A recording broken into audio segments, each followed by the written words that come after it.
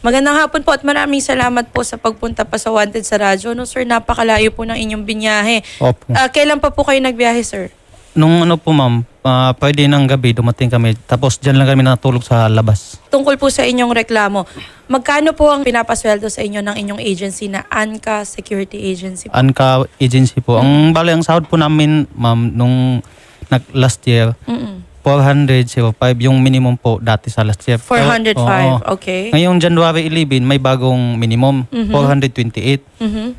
Ang wala doon, 13-month, 5 days incentive, night pay, tsaka overtime, o ano pa, ang hindi namin alam. So, kailan pa po ba kayo nagtatrabaho dyan, Sir Aljem? Ako po ma'am, bali, nag-start ako 2017, tsaka nawala ako sa 2019 kasi may na-aksidente ako. Okay, pero kailan po kayo bumalik, sir, para magtrabaho sa Noong kanila? August 2023. 2023. So, ever since last year at kayo po 2019, ganito na po ang inyong problema. Yes, ma'am. Pasweldo talaga, kahit kailan wala po kayo na-receive na overtime pay, night shift differential. Wala pong payslip. Wala rin kayong payslip. Tsaka yung, di ba sa isang taon ma'am, mayroong buwan na 31, 31. Yun po ay hindi sinasahod. Bali, 30 days lang yung ang total namin. Sir, ano po ang inyong pinipirmahan pag kumukuha po kayo na sweldo? Kumbaga ma'am, may payroll na binigay nila sa amin doon sa office, papasok kami. Ang kaso lang ma'am, mayroong ang payroll ma'am, dalawa. Ito yung peke, tsaka itong original. Paano nyo po nasabing peke? Ay, explain niya, sir. Halimbawa ma'am, kumbaga itong peke, tsaka yung original. Yung original, nasa ilalim, in-stapleran lang yun sa kilid. O, halimbawa, yung talagang yun yung makukuha nyo. Oo. Ang makikita namin yung peke. Tsaka yung original, ganun lang yung, ito lang yung dapat pirmahan namin ang pinapakita. Pero hindi nyo nakikita kung ano talaga yung Yung details, kumbaga Opo. detalye Oo. ng pinipirmahan ninyo. Nung 2018 po ma'am, nangyari na po yan. Na may isang gwardiya na kusang binuksan niya. Nakita sa opisina namin, pinilit niyang kunin niya yung cellphone para i-delete. Okay. Ano po yung sinasabi sa inyo ng inyong employer? Kapag gano'n na tinatry nyo tignan yung original, yung sinasabi nyo isa pang payslip. Wala po ma'am. Kasi ako ma'am, nag-download po ako ng apps na kunwari, patay ang cellphone pero naka-video. Pagpasok ko sa office, hindi po ako maka-record. Ba't ako nagtataka ako kung ano ba, hacker ba ito? Ba't hindi So, ako... kumbaga meron silang device na para hindi ka makapag-record. Yung pag-alam ko. Okay. Pero nung kayo po ay nagtanong, sir, I'm sure kayo po ay nakipag-usap na sa inyong HR. Ano po ang naging explanation sa inyo? Hindi po HR yung sasagot sa amin. Ma'am, Sino po? yung officer lang naman ko, yung under po sa visor sa amin, yung nag-handle sa amin. Ano po ang explanation niya sa inyo? Minsan, sasagot sila, minsan hindi kasi ang sabi nila, hindi naman nasagot kasi visor lang kami. Hindi Okay. naman kami taga Wala silang office. alam. Yun Opo. ang usual sasabihin. Ilang araw po kayo nagtatrabaho, sir, sa isang linggo? Pwede po ma'am, wala pong... Every day? Wala pong day off. Wala kayong day off? Kung sa aming duty ma'am, kasama kami ni Carillo, 24 hours duty po namin.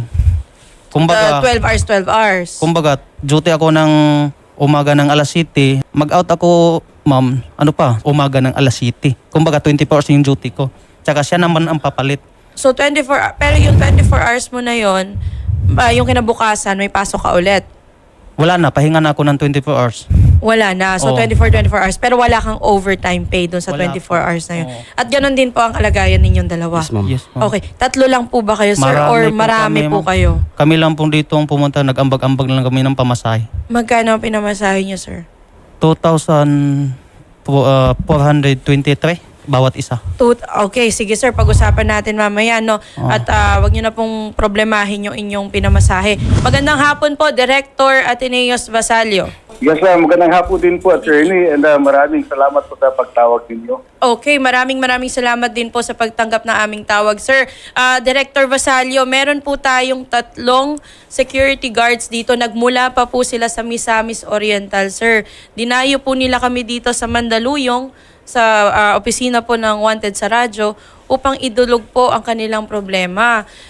Ito pong mga kawawa nating security guards, sir, ay tumatanggap po ng below the minimum wage sa Misamis Oriental sa kanilang pinagtatrabahuhan na ahensya at hindi rin po sila nabibigyan ng tamang overtime pay, night shift differential, holiday pay, kung meron pong double pay. Wala po silang natatanggap na ganun, sir. Bukod pa po riyan ay 24 hours sila nagtatrabaho, sir. So ano po kaya ang maaaring maitulong ng ating Dole Region 10 upang mabigyang aksyon po ang dulog ng ating mga kababayang security guards, sir? Yes, Attorney. Ang department naman will always welcome po yung mga ganyang mga reklamo kasi yun po ang mandato natin. But of course, maraming salamat na napunta sa office ninyo and rest assured, we will help them. Yung sa mga sinabi ng gwardiya, ang minimum po natin for Cagayan de Oro, Misamis Oriental, 428. That is for 8 hours. Now, in excess of 8 hours, yung sabi nga, 24 hours ang trabaho. So, but day after, walang trabaho naman. Hindi pwede yan. In excess of 8 hours, meron na talagang overtime pay. And hindi pwede ang offsetting. Ayan, diba? Pagka Monday, walang trabaho. Hindi yan pwede. Basta ka in excess of 8 hours na day, dapat may overtime pay na. Of course, yung no work, no pay will apply. Kung wala sa trabaho next week, walang sahod yun. Now, yung sabi naman na walang rest day, mandatory yung 24 hours nga rest day. So, dapat meron ding additional 30% sa isang araw na nagtrabaho sa, dapat may additional 30%. At yung mga other labor standards na nireklamo niya ng gwardiya, mga violations yun ng labor standards. So that kung if we may na kanang requested guard niya kung pwede magbisita rin sa opisina natin dito sa Regional Office of Department of Labor para nga ma-actionan agad natin. Tama po, tama po. At Director Vasallo, siguro para sa kaalaman, hindi lamang po nila Sir Aljem, kasi kagaya po nila, sila po ay nag-ambag-ambag pa, Director Vasallo, upang makapunta po sa Wanted sa radyo at dumayo po dito sa Mandaluyong. Siguro para sa kaalaman po ng inyong mga nasasakupan dyan sa Region 10, sa iba pa po nating mga kababayang security guards or iba pa pong mga manggagawa na may dinaranas pong ganitong pang-abuso mula po sa kanilang mga employer. Ano ang kanilang maaaring gawin or sino po ang kanilang maaaring lapitan dyan sa Region 10 upang po mabigyan po silang tulong? Yung mga opisina natin sa Dole dito sa Region 10, meron po bawat probinsya, province. But for Misamis Oriental and Cagayan de Oro, nandito lang po kami sa Trinidad Building ng Cagayan de Oro City, Corrales Avenue. So dito lang pumunta dito sa atin para makahingi ng tulong. And we will assure itong mga nagre-reklamo na aaksyonan agad.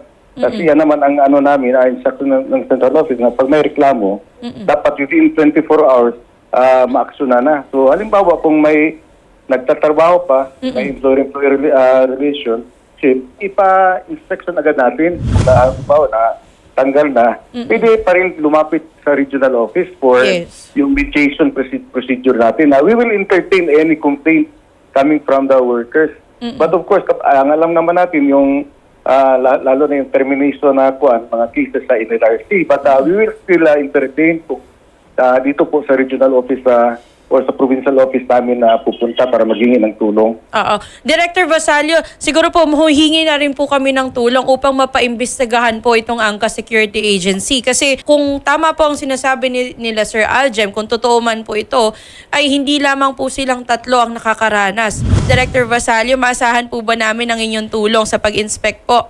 Yes, Attorney, you can be assured of that. Pagdating dito sa information, lalo na yung mga principal assignment kung saan na destino para mapapuntahan agad natin bukas kung meron ng information. Ayun, bukas na bukas din. Sige po. Maraming salamat po, Director Vasallo, ang Chief Technical Service and Support Division ng Dole Region 10. Maraming salamat po sa inyong oras ngayon. Salamat din po. Sige po. Magandang hapon po, Ma'am Judy. Yes po, good afternoon. Yes, good afternoon. Si Attorney Paputa na Access, Party List, ma'am. At live po tayo dito kasama si Sir Aljem, Sir Dinis at si Sir Flory J. Inirereklamo po nila ang Angka Security Agency sa hindi po tamang pagpapasahod at hindi po pagbibigay ng tamang overtime pay, night shift differential at iba po pong benepisyo ng inyong mga security guard. Totoo po ba ito, Ma'am Judy? Ma'am, wala pa kasi dito yung yung in charge talaga sa payroll. Ipa-verify pa po namin 'yan.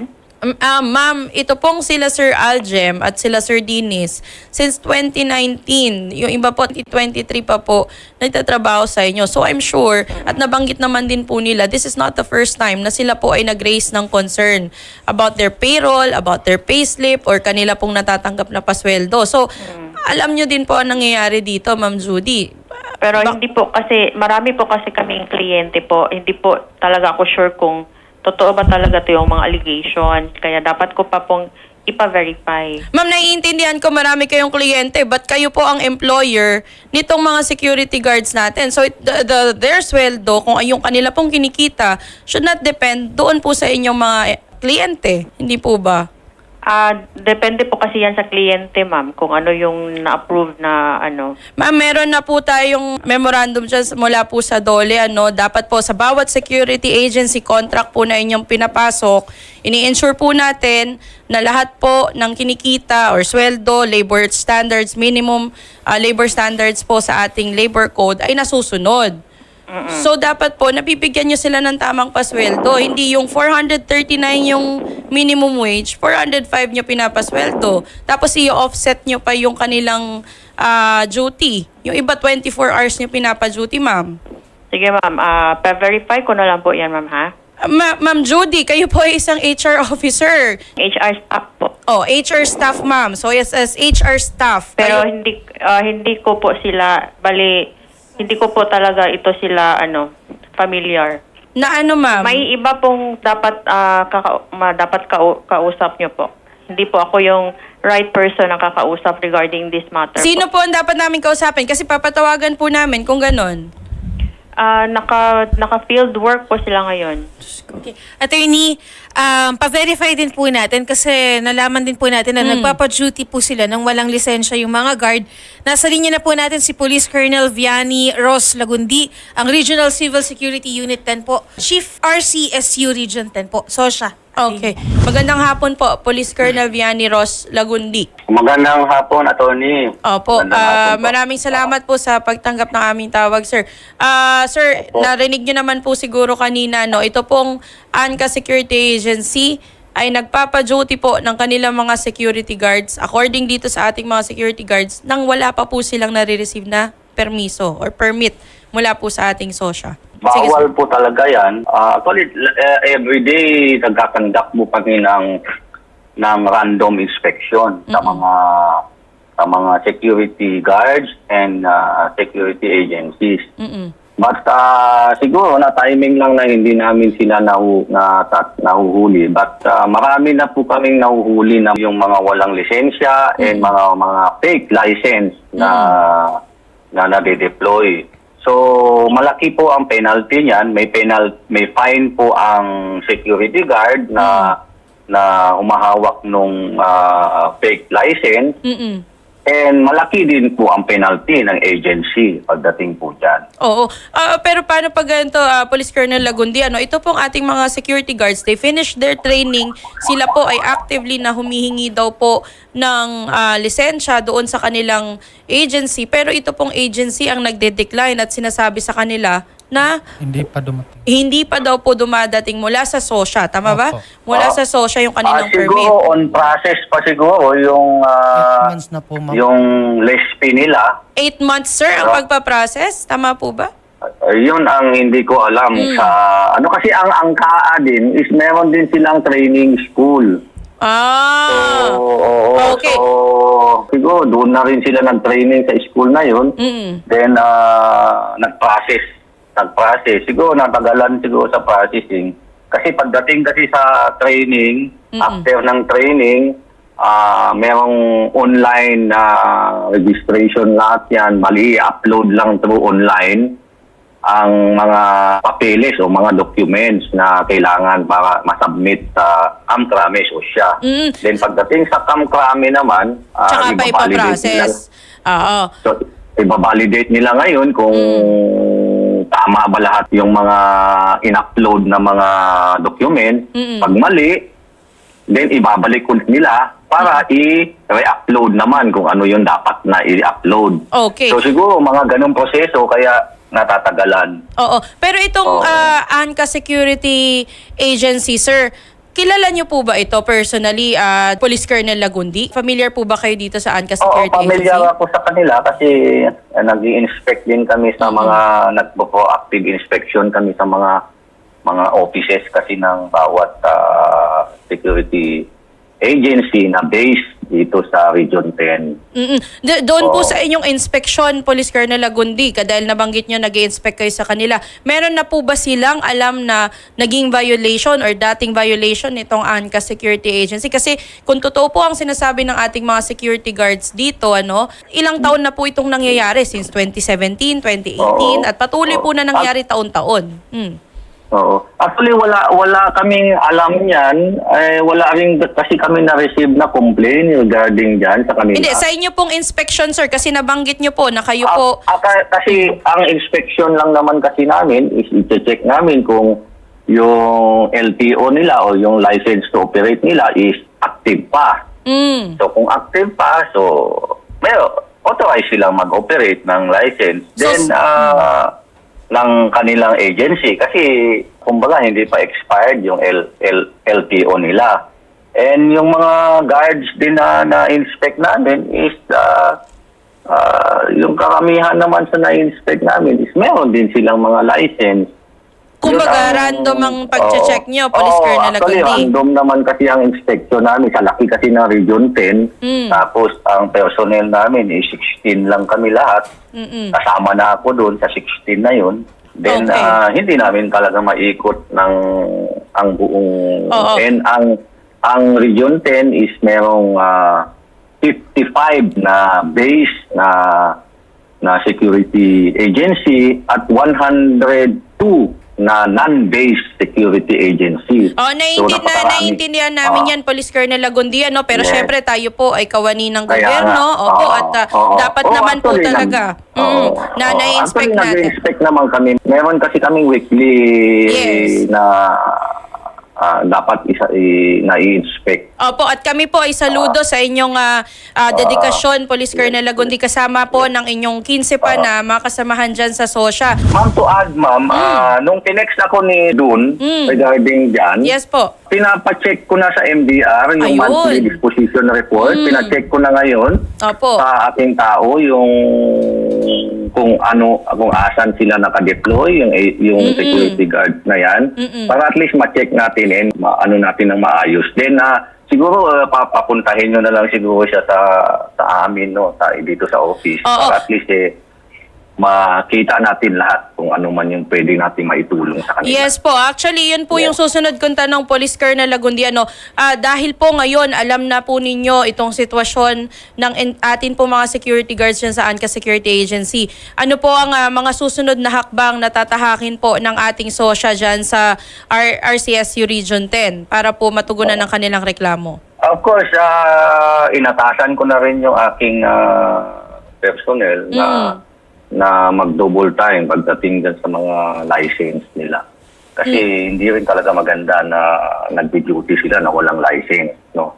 Oo. And siguro matutulungan namin sila, alalayan na lang siguro namin sila pagdating sa doli.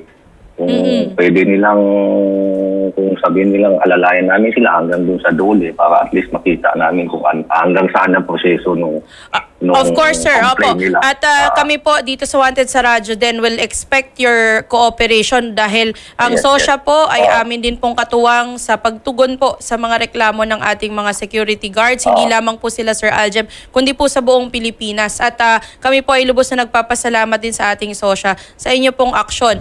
Para malinawan lang po ako at ang ating pong mga manonood. Ano nga po ang violation or penalties sa violation po ng pagpapatrabaho ng wala pong lisensya sa atin po mga security guards? Actually, malaki ang violation. Ang maximum is 1 million, I think. 1 million is nasa bagong 11917 natin, RA 11917, is yung pagde-deploy mo Nang wala pong lisensya. Walang lisensya. Okay. Yes, oo. So maaari pong magmulta ng 1 million at of course violation din Yes. po yan ng kanilang license mula po sa License, SOSHA. yes, oo. So maaari pong maging basehan ng kanila pong pag-revoke At Yes, siguro yes. po mapa-inspection agad within the week. Shari, siguro maaari din nating mapapuntahan kasama po itong sila Aljem, mapapuntahan kasama po kayo dyan sa Region 10 para po ma-actionan natin agad yung kanila pong reklamo. Okay po. Walang problema po, Atty. Okay. Sige po. Maraming salamat po, Police Colonel Vianney Ross Lagundi, ang Chief RCSU Region 10 ng atin pong SOSHA. Maraming salamat po sa Okay. inyong oras. Thank you po, ma'am. Thank you po. Ganito na lang sir, kasi nakausap na rin naman po natin yung taga-SOSHA para po doon sa lisensya at nakausap na rin natin mismo si Director Vasalio. Siya na po Opo. yung Director sir ng Region 10 ng ating DOLE. Opo. Tutulungan po namin kayo na makapaghain po ng reklamo sa ating DOLE Region 10 kasi po sila po yung nakakasakop sa inyong pinagjujutihan. Opo. Papa-inspection na natin agad sir, nasabi na rin po natin kay Director Vasalio at action po sila agad. Sige po, ma'am. Maraming Oo. salamat po, ma'am. Maraming salamat po at maraming salamat po Sige sa po, ma'am. pagpunta dito. Kausapin po namin kayo sa kabilang studio sir para yung pamasahe niyo po mapag-usapan natin. Sige po, ma'am. Maraming Salamat salamat po, po. ma'am. Maraming salamat Sige po sa po, inyong ma'am. pagtitiwala.